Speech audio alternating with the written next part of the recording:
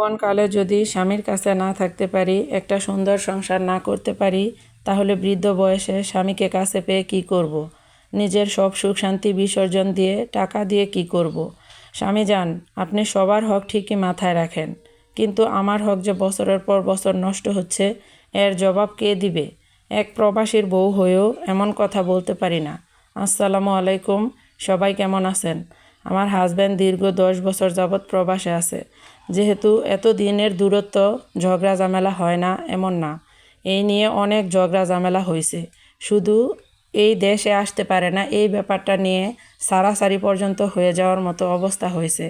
ঝগড়া করতে করতে অনেক সময় তো অনেক রাগ অভিমান, অনেক কষ্ট হয় আমার। কিন্তু একটা সময় ভাবি আমার হাজব্যান্ডের কথা। আমার হাজব্যান্ড তো 10টা বছর যাবৎ দেশের কাউকে দেখতে পারে না, কারোর সাথে কথা বলতে পারে না, সামনাসামনি কথা হয় না, হয়তোবা ফোনে একটু একটু কথা হয়। প্রবাসীর বউরা যেমন কষ্টে আছে স্বামীকে ছাড়া, তারাও তো কষ্টে আছে।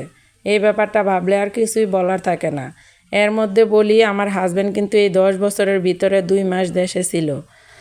এই 2 মাস যে দেশে ছিল এই কথা আমার তেমন মনেই থাকে না। ওই 2 মাস আমার কাছে স্বপ্নের মতো। আমার শুধু এই কথাই মাথায় থাকে যে 10 বছর যাবৎ দেশে আসে না। ওই 2 মাস কি আসলে মানুষের সুখের দিনগুলা বা ভালো মুহূর্তগুলা একদম তাড়াতাড়ি কেটে যায়।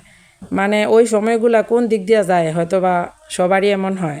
প্রবাসীরা যে বাংলাদেশকে, নিজের এলাকাকে, যে জায়গায় জন্ম হয়েছে ওই জায়গাকে কত মিস করে, এটা যদি চিন্তা করি তাহলে আর নিজের কষ্ট মনে হয় না। আত্মীয় স্বজনের কথা তো বাদ দিলাম, কারণ তাদেরকে যে কতটা মিস করে এটা একমাত্র আল্লাহ পাক জানে, আর প্রবাসীরাই জানে। আমি এখন কি ভাবি জানেন, সবার ভাগ্য তো আর আল্লাহ পাক একভাবে লিখে না। যাদের ভাগ্যে এই প্রবাস নামক জেলখানা লেখা আছে, তাদের তো আর ইচ্ছা করলেই এই জেলখানা থেকে বের হয়ে আসা সম্ভব না।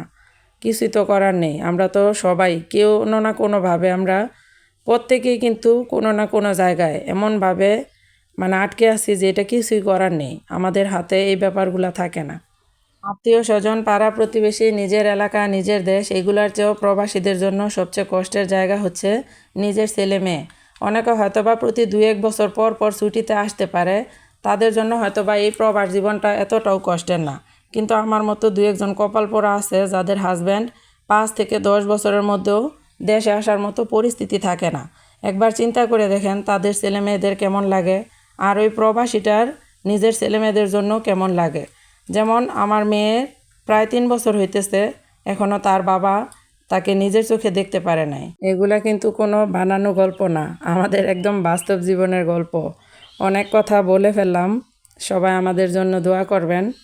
আর কথার মধ্যে যদি কোনো ভুল কিছু বলে থাকি তাহলে মাফ করবেন। 2-1 জন সম্পূর্ণ ভিডিও দেখে থাকলে কমেন্ট করবেন।